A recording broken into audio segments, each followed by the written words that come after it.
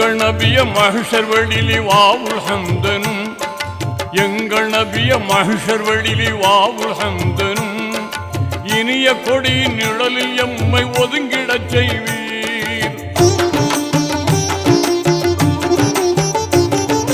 தங்க நபிய தங்கள் ஹவுலுல் கௌசரில் நாங்கள் அமுத தண்ணீர் பருகி தாகம் தீர்க்க தயவு செய்வீர்.